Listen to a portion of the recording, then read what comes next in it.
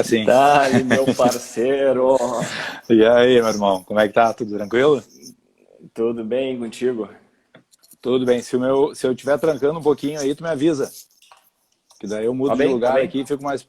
Prazer imenso te ter participando aqui para a gente poder dialogar e conversar um pouco nessas intersecções do direito de família com o direito penal para tratar de abandono material, abandono afetivo e abandono digital.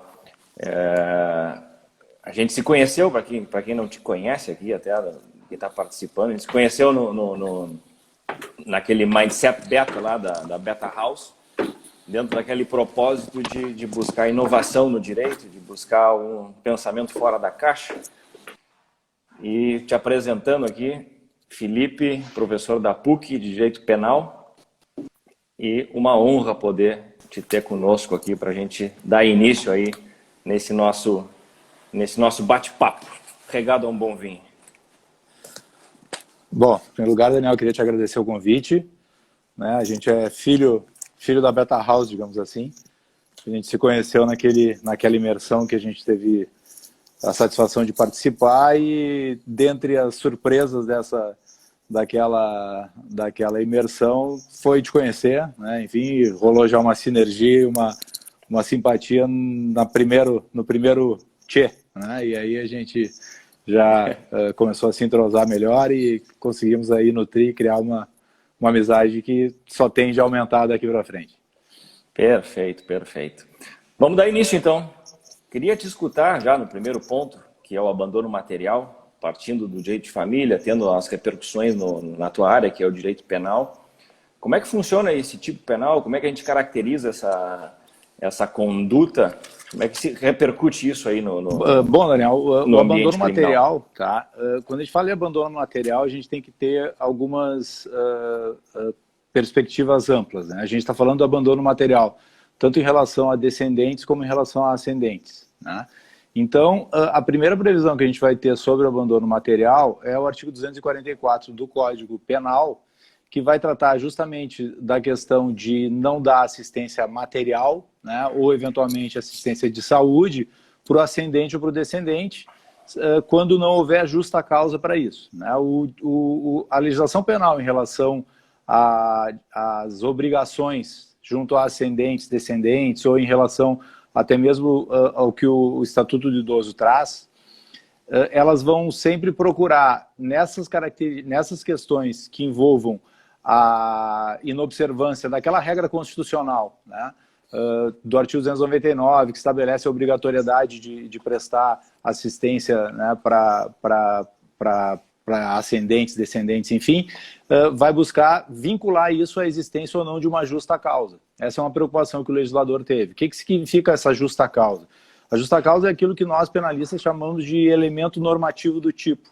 Né? Ou seja, é algo que está escrito no tipo penal, mas que depende de uma interpretação. Não é algo que o próprio conteúdo do texto me traduza um significado.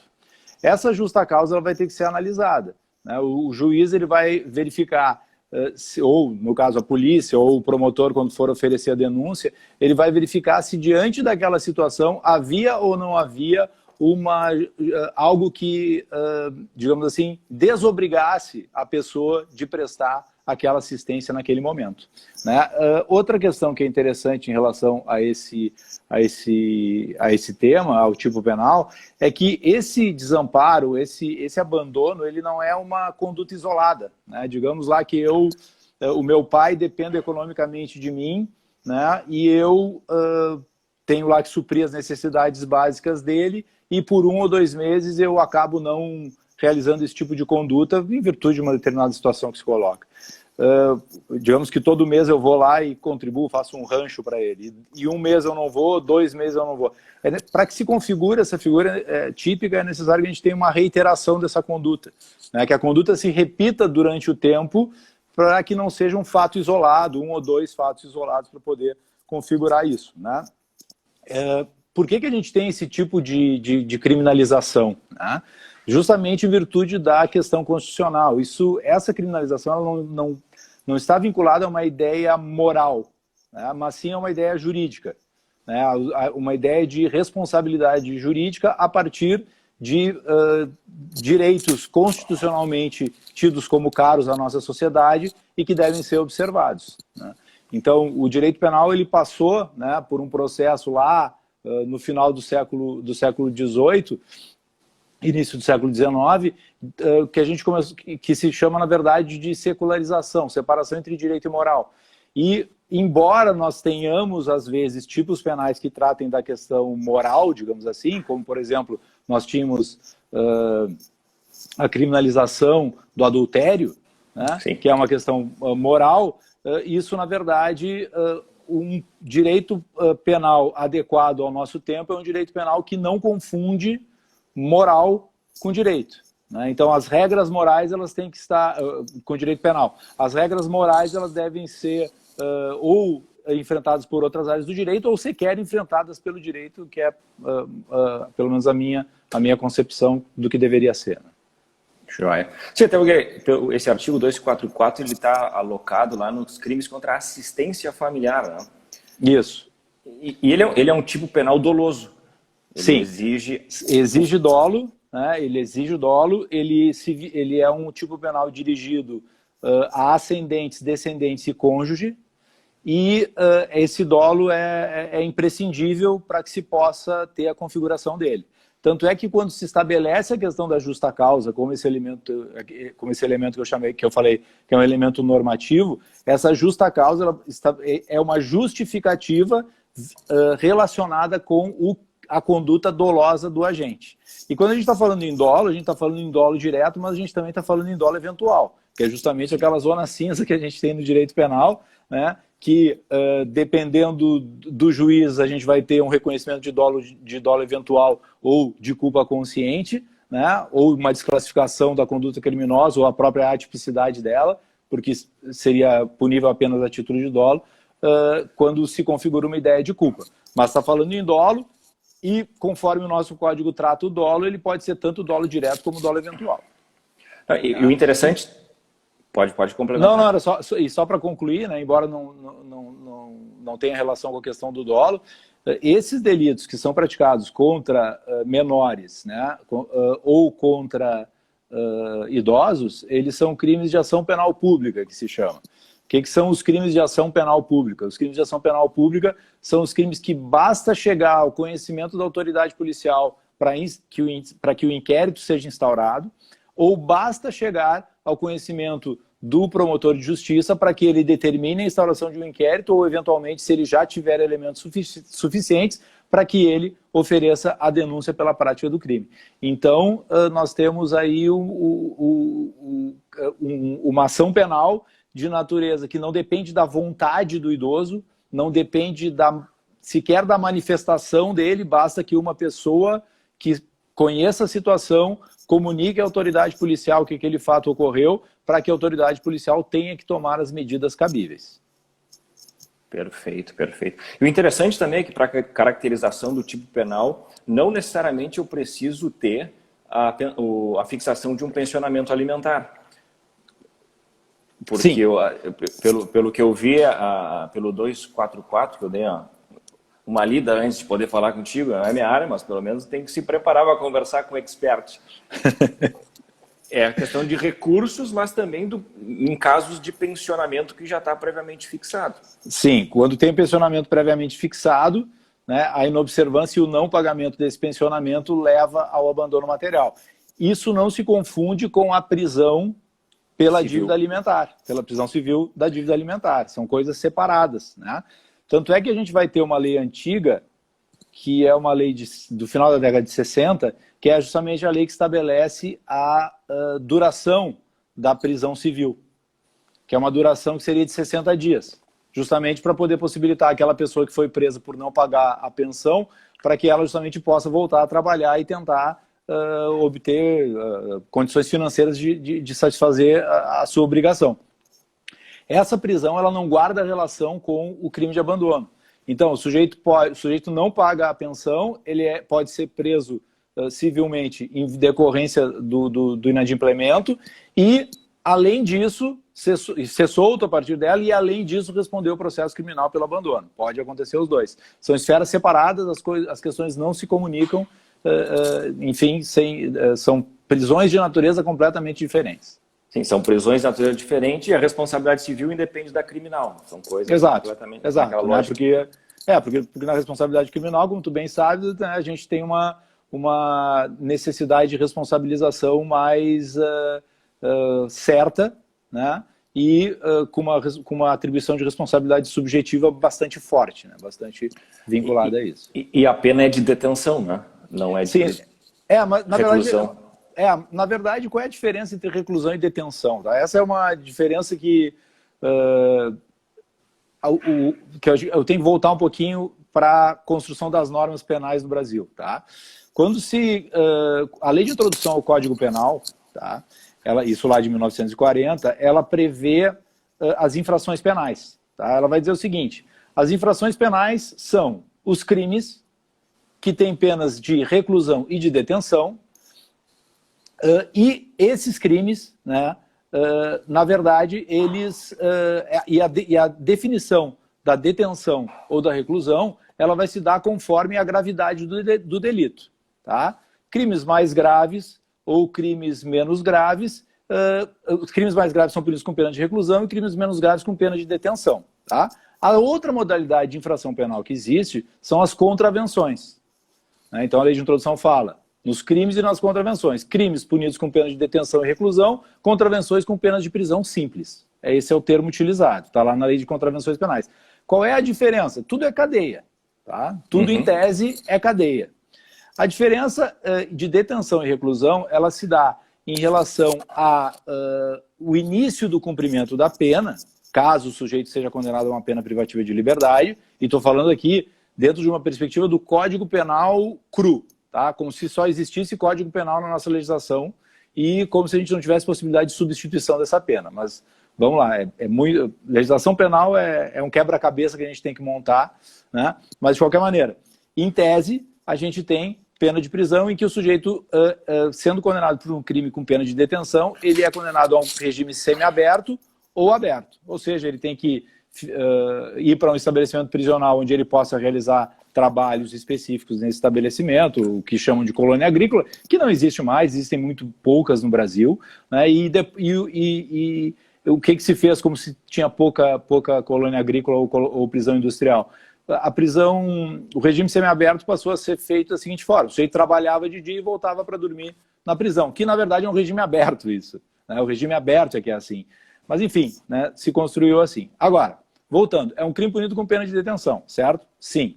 Mas ele é um crime que tem uma pena de 1 a 4 anos. Tá? Os crimes, sempre que a gente tiver uma condenação até 4 anos no direito penal brasileiro, né, a partir de uma sentença penal condenatória, esse crime, quando ele não for uma conduta praticada com violência ou grave ameaça, essa pena pode ser substituída por prestação de serviço à comunidade, prestação pecuniária, alguma outra pena que restrinja direitos, enfim, é possível que seja substituída essa pena. Né?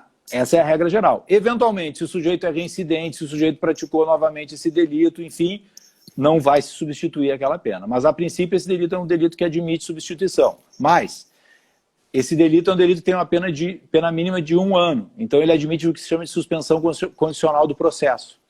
O sujeito o acusado, né? Ele assume lá no início do processo algumas obrigações que ele tem que cumprir durante um período que varia de 2 a 4 anos e que autoriza que esse processo fique parado e, cumprido esse período, está extinta a punibilidade dele. Acabou o processo e não gera efeito nenhum.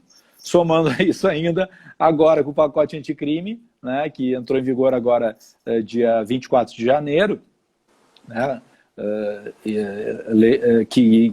enfim, tem esse nome que é um nome peculiar, né, porque em tese toda lei que busca criminalizar algo seria anticrime, mas sim. Enfim, o pacote anticrime trouxe um novo instituto que é o acordo de não persecução penal, que é um acordo que pode ser feito com o Ministério Público para que não ocorra o processo caso a pena mínima do crime seja menor que 4 anos. Então, nesse caso aí, também vai poder, antes da suspensão condicional do processo, agora ter acordo de não persecução penal, se for o caso. Né? Claro, quando envolver violência, aí a violência doméstica, aí não se aplica nenhuma dessas duas possibilidades aí que eu comentei, nem suspensão, nem acordo de não persecução penal.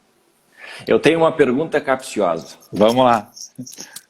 Vamos lá. Considerando então que o abandono material, ele exige uma conduta reiterada ao longo do tempo. Aí eu não sei se entra no conceito de crime continuado ou não, enfim. Não, a reiteração da conduta, só a reiteração da conduta para poder se estabelecer a tipicidade penal. Né? Perfeito. Então tá, considerando que a partir de março, por exemplo, tá. eu entrei em lockdown, pandemia, eu tenho mês de março, abril, maio, junho, e assim eu vou indo, e aí eu sou profissional liberal e não tem entrada, só tem saída. E aquela subsistência que eu prestava antes, seja para a criança, seja para o adolescente, seja para o meu filho que está inapto ao trabalho, pegando os sujeitos do 244, ou até mesmo para o meu pai idoso, isso seria uma excludente de ilicitude? Seria, na verdade, uma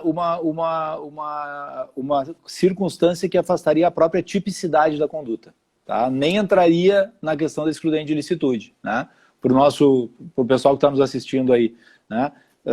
Para que uma conduta seja considerada penalmente punível, né? Essa conduta ela tem que ser uma conduta prevista no Código Penal, né? Óbvio, essa conduta ela precisa ser típica, ou seja, tem que ter uma adequação dessa conduta com o que está previsto no Código Penal e mais, essa conduta tem que lesar o bem jurídico que está sendo protegido por aquela norma. Então, são duas análises que a gente faz na tipicidade, o que se chama de tipicidade formal e tipicidade material. E, então, a conduta tem que ser típica, tem que ser antijurídica ou ilícita, ou seja, contrária a todo o ordenamento jurídico, e culpável. O teu questionamento justamente seria se isso entraria numa hipótese de atipicidade, de excludente de ilicitude. Diante do elemento normativo do tipo justa causa, né, seria uma hipótese de atipicidade, na verdade. Né? O que são excludentes de ilicitude, né, para o pessoal aí, embora eu tenha certeza que tu sabe disso, sei que tu sabe disso. Quer dizer, então a gente está falando de legítima defesa, estado de necessidade, estrito cumprimento do dever legal, exercício regular de direito. São essas as hipóteses, estão lá previstas no artigo 23 do Código Penal. Então, nesse caso aqui, a gente está falando daquele elemento normativo do tipo. Por isso que aquele elemento normativo do tipo ele é importante. Né? Por quê? Porque essa ausência de justa causa para prestar assistência é que configura a tipicidade, configura o crime. Se nós não tivermos essa hipótese, acabou, não tem por que a gente falar no crime. Outra situação, o Código do Idoso, no Estatuto do Idoso, perdão, acho que é artigo 98, no artigo 98 ele prevê o crime de abandono de idoso em hospital, que acho que entra mais ainda na nossa questão, né? Em hospital ou enfim, outras instituições, como por exemplo, ele não exemplifica, mas o que quer dizer ali o artigo são outras casas de saúde, lar de idosos, asilos, enfim. Né? Então, digamos, o idoso, né, foi diagnosticado com Covid, ele é levado para o hospital, ele só tem um filho, não tem mais esposa, não tem mais nenhum descendente, e o filho dele faz parte do grupo de risco, digamos que esteja passando por um tratamento de câncer, né? E ele não pode ir prestar assistência para o pai que está no hospital. Né? Há um abandono? Não há um abandono. Justamente por quê? Porque existe uma justa causa para fazer com que aquele filho não vá no hospital ou não vai visitar o pai dele, que eventualmente está no asilo nesse período aqui do Covid. Né? Eu até, nesses dias, vi uma reportagem que está, nesse período de pandemia, vivendo uma ideia de velhofobia, em razão de todos esses problemas de saúde experimentados por essas pessoas já no estágio mais avançado da vida. Né? Queria deixar um abraço do Daniel Stavros aí, nosso parceiro. Grande Daniel, saudades, Daniel. Grande meia esquerda. É mesmo? Esse talento joga bola, joga bola. Maravilha. Além de grande professor, né, obviamente. Exato. Vamos falar de abandono afetivo, então? Vamos lá. Eu acho que, né, falei um pouquinho sobre essa questão aí da questão do direito e da moral e tal, e olhando de longe assim as coisas que vêm lá no direito civil, no direito de família, às vezes eu vejo uma outra decisão que me assusta um pouquinho, né? Então, acho que seria interessante ouvir de ti, né? até que ponto o direito pode exigir, exige, não exige, como é que eventualmente a jurisprudência trata essa questão do esquecimento, né, de um ascendente ou de um descendente, de não haver a relação sentimental entre pai e filho, por exemplo. Vamos lá. Pegando a perspectiva do direito penal, que é a última ratio, né? Sempre busca, em última instância, se utilizar desses mecanismos. Em né? tese, sim, né? Em tese, sim. Então, em tese, no direito de família, quando eu falo em responsabilidade civil, isso pode ser uma opinião até um pouco particular, mas eu acredito que a gente precisa separar o joio do trigo, a gente precisa ter uma ideia de separação e domínio de conceitos. Agora, te segura porque eu vou falar de afeto, eu vou falar de amor. Beleza. Segurar o coração. E a questão é a seguinte, a gente precisa, de um lado, entender se a gente quer falar de abandono afetivo ou se a gente quer falar de abandono pela omissão do cuidado. Isso faz uma separação gritante e gigantesca para fins de responsabilidade civil, ao meu sentir. Eu acredito que a gente não está falando em abandono afetivo, a gente não deve falar em abandono afetivo. Por quê?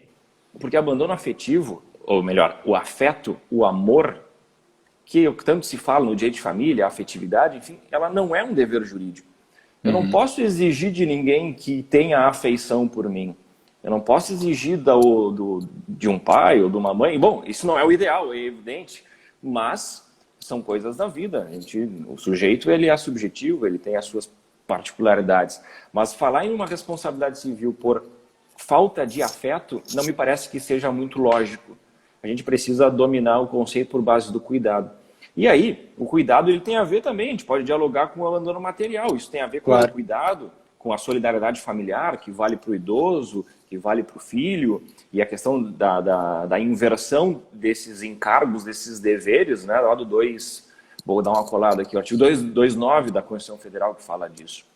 Mas, enfim, se eu tenho um filho, se eu tenho um ascendente, a questão do dever de cuidado, principalmente com relação ao filho, ele está baseado no poder familiar. Eu tenho que cuidar, eu tenho que estar o meu filho em companhia, em guarda, exigir educação, respeito, uma série de deveres que estão lá no 1634 do Código Civil e também na Constituição Federal, lá no artigo 227. Então eu estou falando aqui de poder familiar. E aí, quando se falava em abandono afetivo, vamos tratar dessa forma, porque esse é o slogan que vai para todo mundo, né? Tinha uma decisão, eu vou falar em STJ também. As decisões do STJ eram no sentido de afastar qualquer tipo de responsabilidade civil pelo seguinte fato. Quem sabe, última ratio. Olha, se eu monetarizar as relações de afeto, em verdade, eu não vou estar auxiliando em nada em uma futura reaproximação. Eu vou estar mais gerando a possibilidade de um afastamento. E outra, se eu penalizar em dinheiro, eu vou estar numa perspectiva de bis in idem punitivo. Eu vou estar punindo pelo mesmo fato duas vezes. Porque, salvo engano, o artigo 1638, não sei se é esse exatamente, mas ele fala que quando o pai coloca o seu filho em abandono, ele perde o poder familiar. Então é uma penalidade civil. Se eu colocar a reparação civil pelo mesmo ato, abandono, eu vou estar punindo duas vezes. Então, essa era a perspectiva da jurisprudência um pouco mais antiga. Em 2012 veio a ministra Nancy Andrighi e disse que, olha, afeto é uma coisa, cuidado é outra, afeto é subjetivo, cuidado é objetivo, é conduta. E aí ela condenou lá um pai a pagar a indenização num valor não muito pequeno, que superava os R$200 mil, a título de indenização por abandono afetivo. Esse foi o nome. Isso, mas não é abandono afetivo. O Starros agora colou justamente isso aí. O STJ houve esse precedente em 2012 e abriu 2012. Enquanto estava falando, ele estava escrevendo. Ele estava escrevendo. Pensa comigo agora, vamos filosofar um pouco. A frase mais célebre dessa decisão da ministra Nancy Andrighi, e aqui eu não estou tirando conclusão, eu estou convidando para pensar. Problematizando. Problematizando. Ela disse que o afeto é uma coisa, que o cuidado é outra, e ela resume, em síntese, amar é faculdade, cuidar é dever. Se tu for parar para pensar o significado da palavra faculdade, a gente pode ver que faculdade é uma opção. Claro. É facultativo. Só que é facultativo amar? Tu cuida dos teus sentimentos? Acho que é meio difícil ter esse controle, né? Eu tenho certeza que não. Eu tenho certeza que não. Cuidar é dever, Eu concordo. Eu tentando fazer assim um paralelo com a forma como o direito penal trata dos bens jurídicos em relação a essa questão, eu acho que a resposta ou a minha compreensão ela parte de duas expressões que tu utilizasse que me reportaram justamente a questão dos bens jurídicos tutelados, né, no direito penal. O direito penal, ele tutela a solidariedade. Tá? Ele não tutela a relação de afeto ou a relação de amor existente. Por exemplo, vamos tirar da questão que envolve o abandono do pai ou do filho, enfim, o abandono material. Vamos pensar numa omissão de socorro, normal na rua. Tá?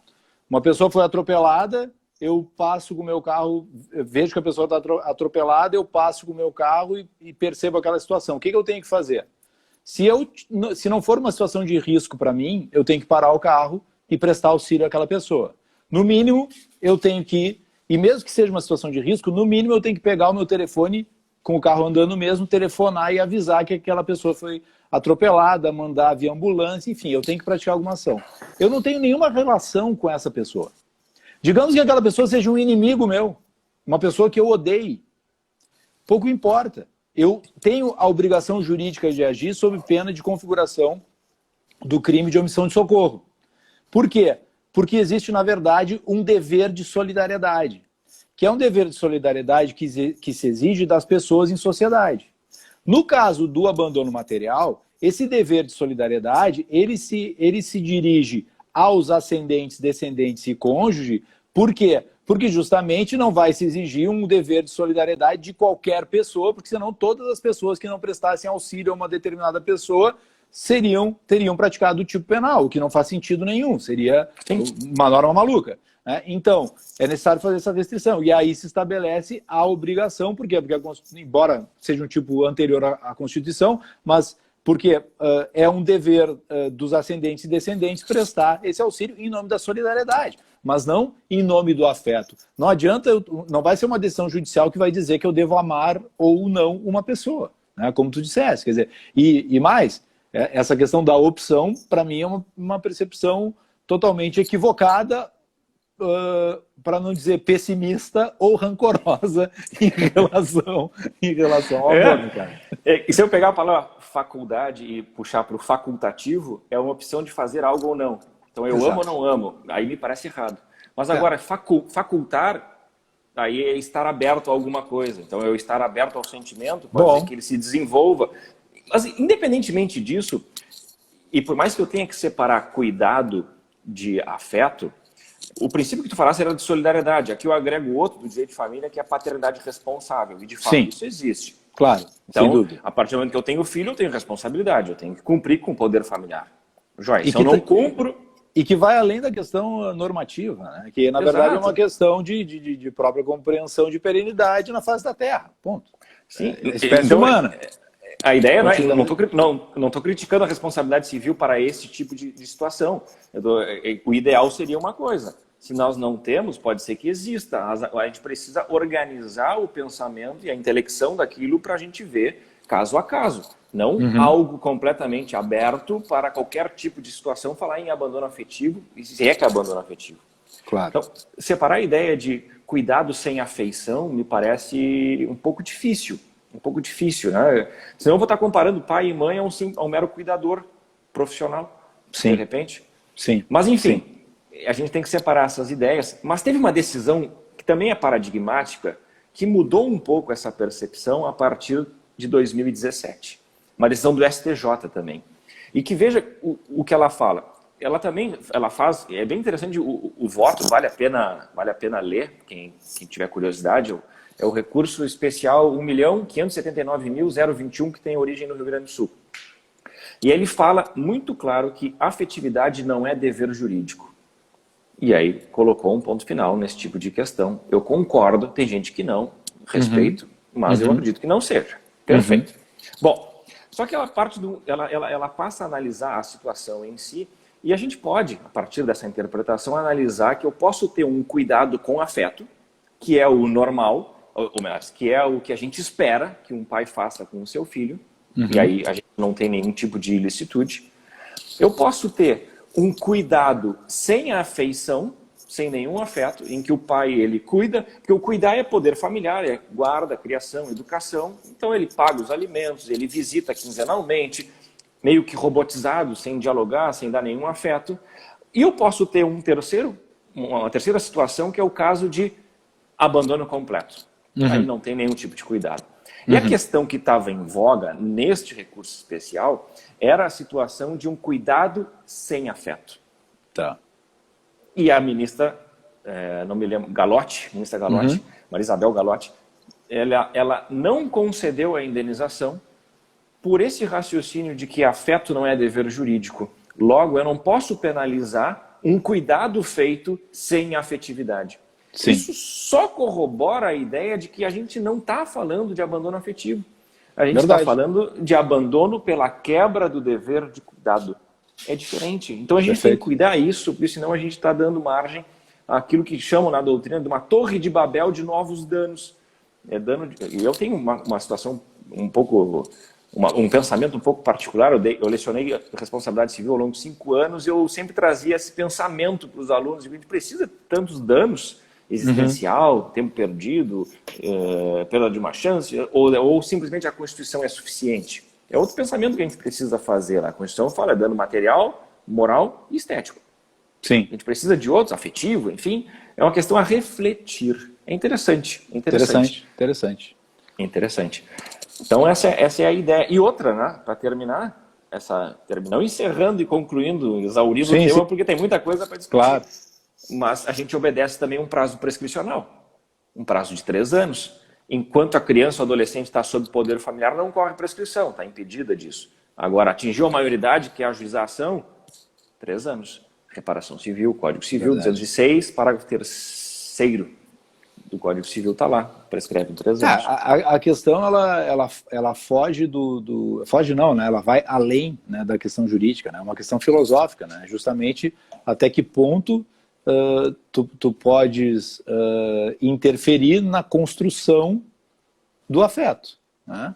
Na verdade, é uma perspectiva extremo narcísica do direito querer achar que ele pode determinar uma indenização em decorrência da ausência do afeto, né, do cuidado sem afeto, porque simplesmente como se fosse possível a construção do afeto de fora para dentro a partir de uma decisão mandamental, digamos assim, a partir de um mandamento, a partir de uma obrigatoriedade. Se ele não existe, não há como se construir. Nós estaríamos, talvez, privilegiando até uma outra questão que seria moralmente também execrável, que seria justamente um pai fingir o afeto pelo filho, né?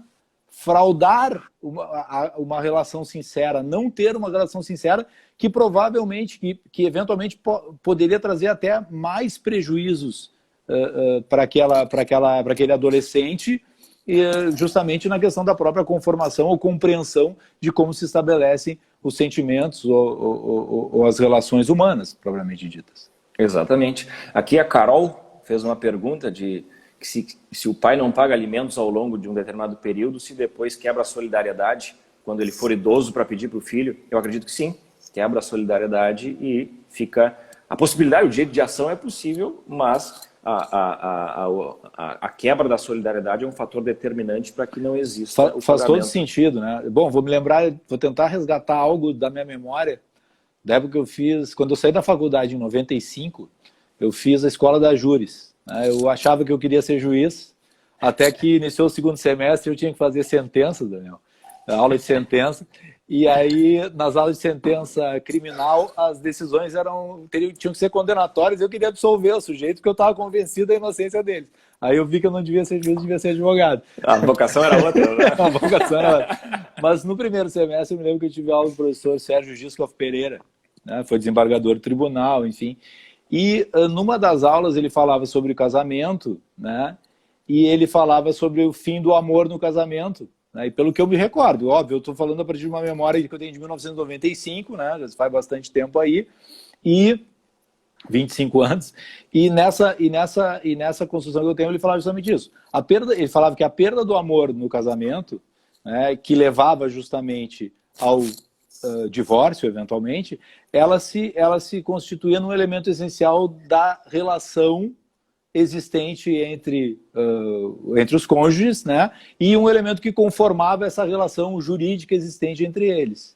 Ele botava o amor como um elemento que fazia parte daquilo que no momento que se perdia aquele amor, se esse fosse o único elemento que unia aquelas duas pessoas, não haveria mais razão para a existência e aquela relação jurídica ela ia justamente terminar. Ou seja, se o amor pode ser um elemento, né, dentro dessa forma que ele pensava, pode ser um elemento do qual nasça uma relação jurídica, e ele advém de dentro do indivíduo, eu não posso querer estabelecer a construção de uma relação jurídica a partir de um sentimento que vem de fora para dentro. Sim. É bem interessante. Então, nessa questão, no momento em que eu não tenho, né, embora, enfim, não seja a minha área, mas eu, enfim, costumo ler várias coisas sobre várias áreas do direito, né, essa percepção de que o pai que não dá que não presta, né, que abandona, né, esse filho. Ele, na verdade, a mão dupla acontece depois porque justamente não há a necessidade de se estabelecer a relação entre eles, porque, enfim, né, ele já rompeu essa relação jurídica com o filho sob essa justificativa, digamos assim. Sim, é de se pensar muito, né, e refletir a respeito disso. Tem um último tema, já são 20 para as 8, que esse eu estava querendo debater contigo e dialogar, que é o abandono digital. Que tem a ver também com essa tocada inovadora que a gente está vivenciando, né? E, sobretudo, nesses tempos de reclusão, né? Que a gente está em casa, em home office, tem que cumprir com determinadas tarefas e muitas vezes a gente abandona, em aspas, os filhos à própria sorte nesse novo mundo, nesse novo cenário, né, que também faz parte de uma construção da personalidade, principalmente dessas novas gerações que estão Sem vindo, dúvida, né? Sem dúvida. Um mundo cada vez mais digital. Inclusive, até eu trouxe para te mostrar, e para quem nos assiste, tem esse livro que é bem interessante, Direito à Extimidade, que é uma percepção da intimidade posta no mundo virtual. Uma ideia de extimidade, que a criança, o adolescente, nós que vivemos agora, estamos construindo a nossa personalidade, a nossa intimidade de uma forma um pouco diferente daquilo que sempre existiu. Sem dúvida nenhuma.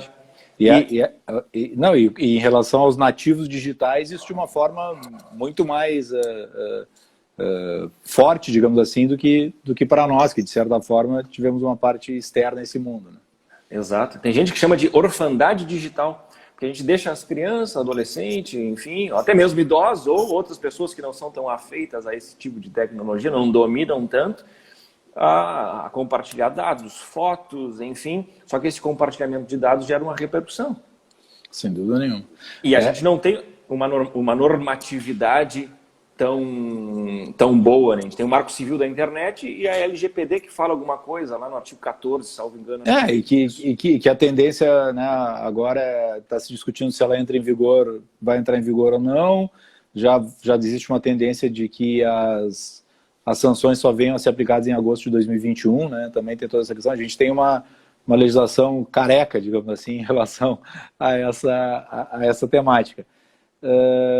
Algumas coisas a gente tem, mas essa questão do abandono digital, eu acho que tem dois abandonos aí, né? Só para contextualizar. Primeiro, a gente tem o abandono digital dos idosos, né? Que daí é no outro sentido, no sentido de que Sim. Os idosos que eventualmente não têm acesso a, por exemplo, pegar um táxi, mas porque hoje em dia só tem Uber, tem muito pouco táxi. Meu pai, por exemplo, tem 84 anos, ele pega táxi, ele se nega a pegar Uber. Né? Daqui a pouco acabam os táxis e aí, qual é o carro que ele vai pegar? Né? A questão dos bancos também, a tendência dos bancos. E a partir do corona, a tendência é que tudo se digitalize. Né? Então a gente vai ter um abandono digital no sentido dessas pessoas não terem o acesso digital. E a gente tem um outro abandono digital, que é o abandono digital dos filhos, né? Em que se nos restaurantes a gente já costumava ver que os iPads né, os tablets e os smartphones já eram as babás do momento. Nessa época em que as crianças ficam em casa e os pais e as mães ficam trabalhando em casa, muitas vezes a solução para garantir que o trabalho aconteça vai ser colocando essas crianças para dentro do ambiente virtual mais do que se estabelecia, né? Tem um livro que eu gosto muito, que é o Tela com Cautela, da Roberta Ferec, que trata dessa questão da relação das crianças com as telas, e lá estabelece a questão de horário, de limites, de tempo, enfim, que são importantes. E hoje em dia, quer dizer, esses limites de tempo mudaram completamente, né? Hoje em dia eu digo, né, de um mês para cá, essa questão do limite de tela mudou. Eu vejo em relação à questão do meu filho, né? O meu filho não mora comigo, meu filho mora com a minha mulher, meu filho e minha filha moram com a mesma mulher. O meu filho ele é mais ligado, ele adora videogame, por exemplo, né? A minha filha usa o iPad e o tablet e o telefone para, enfim, ver lá Instagram, como a gente vê, eventualmente assistir coisas no YouTube, eventualmente assistir filmes. TikTok. TikTok, é isso aí, né? Então, só abrindo um parentezinho, né? Uma pessoa conhecida nossa um dia falando sobre o TikTok, disse, o TikTok só aparece mulher rebolando, olha aqui, é só mulher rebolando, só mulher rebolando. Aí depois eu descobri que o TikTok, na verdade, eu fui ter o TikTok, comecei a olhar algumas questões de experiências e tal, que eu gosto de ver essas coisas, e o meu TikTok só aparece experiências e coisa e tal. Ou seja, o TikTok se adapta ao que a pessoa gosta de assistir. Então, se entregou. Muito cuidado para quem sai dizendo que no TikTok só tem um tipo de conteúdo. Não, não é isso. É que o TikTok sabe o que tu consomes e quanto tempo tu olhas um determinado conteúdo, né? A Correia quer saber qual é o nome do autor do teu livro aí. Yuri Bolesina. E, bom, então voltando. E aí a gente tem essa questão das crianças. Qual é o problema desse abandono digital que a gente faz em relação às crianças? O problema ele existe quando nós não temos nós não funcionamos como mentores dessas crianças, né? Em relação à questão digital, esse é o ponto, né? Se nega isso, se nega aquilo, não pode assistir tal coisa. As crianças vão assistir tal coisa, basta a gente dizer que eles não podem assistir. Esse é o ponto, né? Como acontecia com cada um de nós, né? Quando se dizia lá, não, Felipe, tu não pode subir naquela árvore. Beleza, mãe, não vou subir na árvore. Minha mãe virava as costas e subia na árvore, né? Então, com as crianças vai acontecer a mesma coisa nesse mundo digital. Quer dizer, o celular ele faz parte deles, né? Faz parte da compreensão de personalidade deles, é muito diferente, né? Nós temos que tirar nossos filhos das telas. Sim, temos que tirar nossos filhos das telas. Mas a gente não pode acabar com as telas na vida deles. Por quê? Porque o futuro da vida deles vai ser com telas, né? E se não existisse isso que a gente vive hoje, imagino como as vidas iriam estar complicadas numa situação como essa. Mas enfim, então a gente tem que agir como uma forma de mentoria. Sentar, conversar, dialogar, tentar mostrar qual é o conteúdo legal, o que não é. O meu filho, por exemplo, que gosta de TikTok também, ele está há horas querendo abrir uma conta pública, eu digo para ele que ele não vai abrir, explico o porquê e tal. Volta e meia ele me pede de novo, eu digo que não. Enfim, tem que tentar se regrar isso. Por quê? Porque existe muita invasão, existe muito crime, muito adulto que pratica crime na internet, né?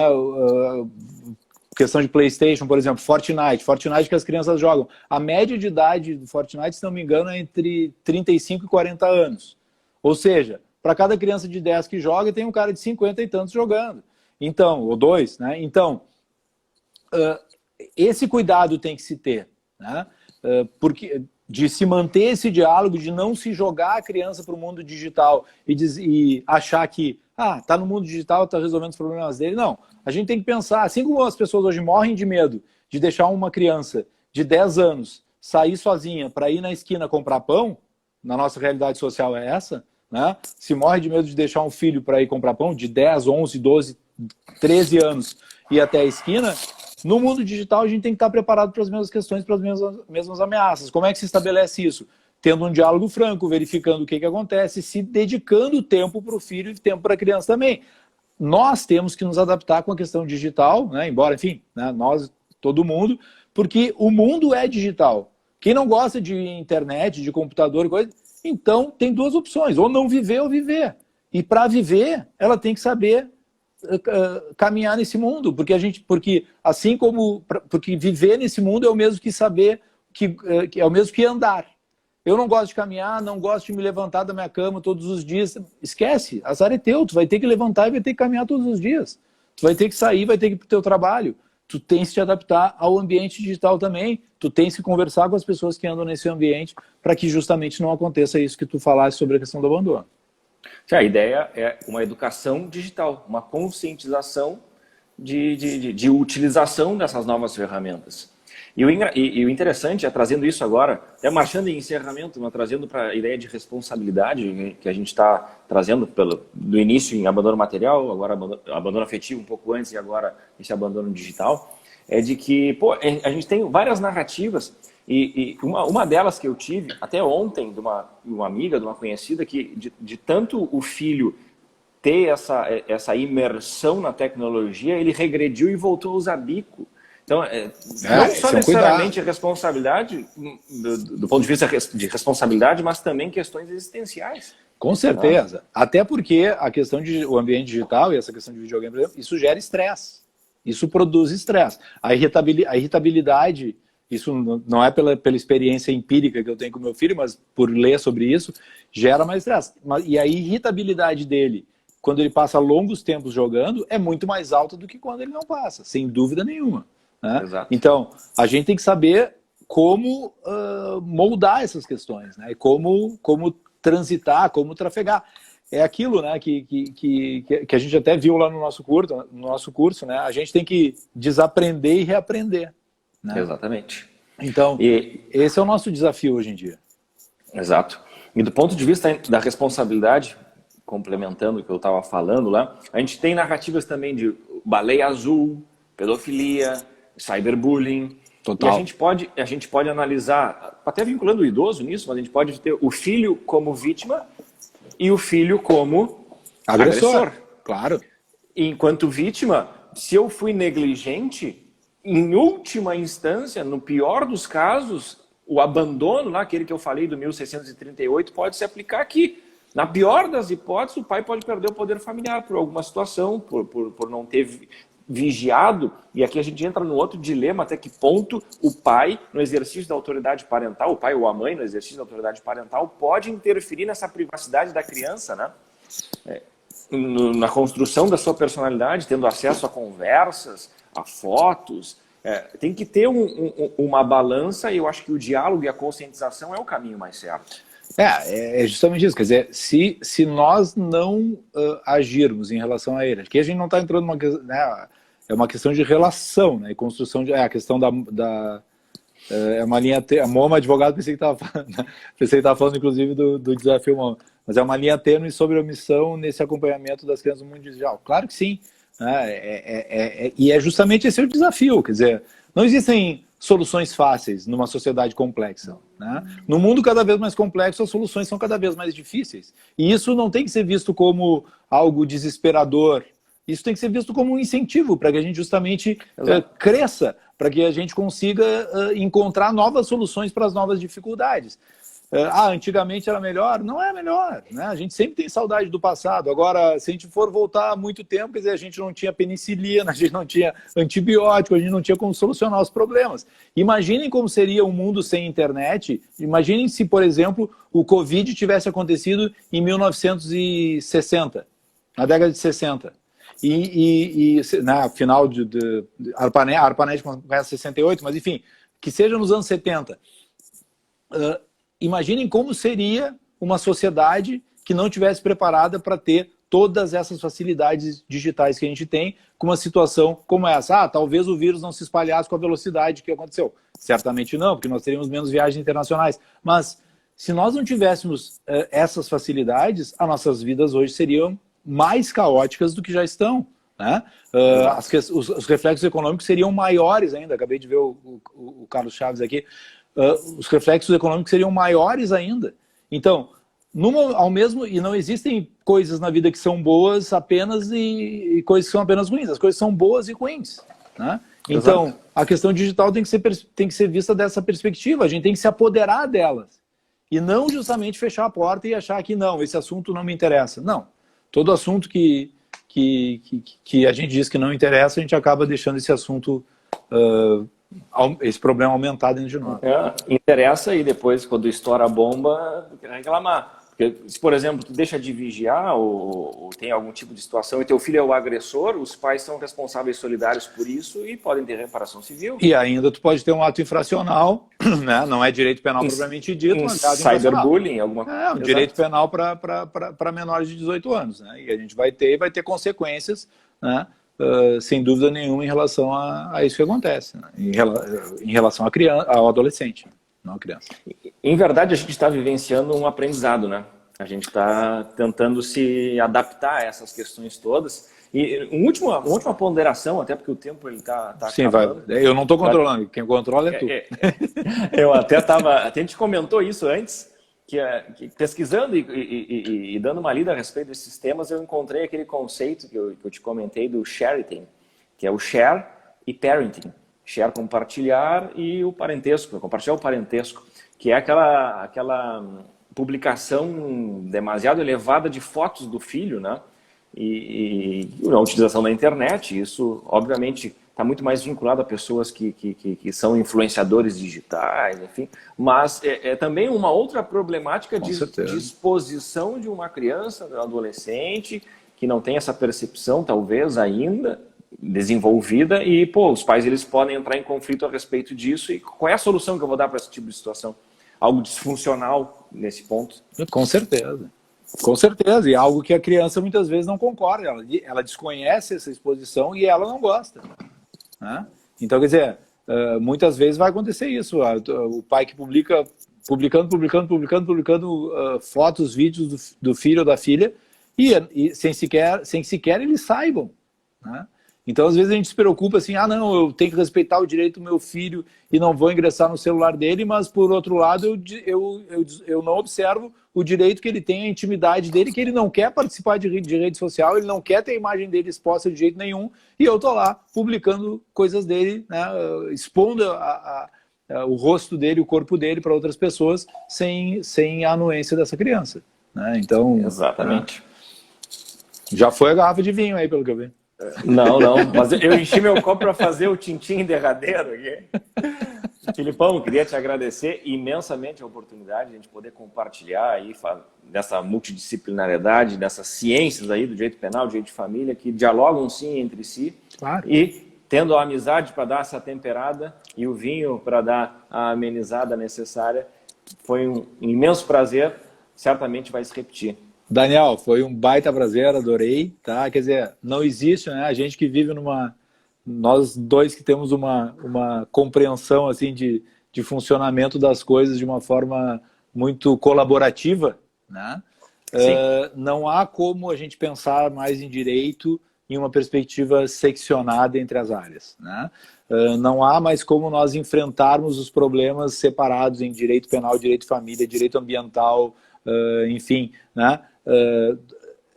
Direito tributário é imprescindível que exista esse diálogo e esses debates para que justamente a gente perceba nas outras áreas do direito questões que eventualmente nas nossas a gente não percebeu ainda, ou que no mínimo nós nos transformemos em melhores profissionais ainda e consigamos cada vez mais trazer repercussão positiva na vida das pessoas, né? Eu costumo dizer assim, o dever do advogado é conectar as pessoas aos seus direitos, né?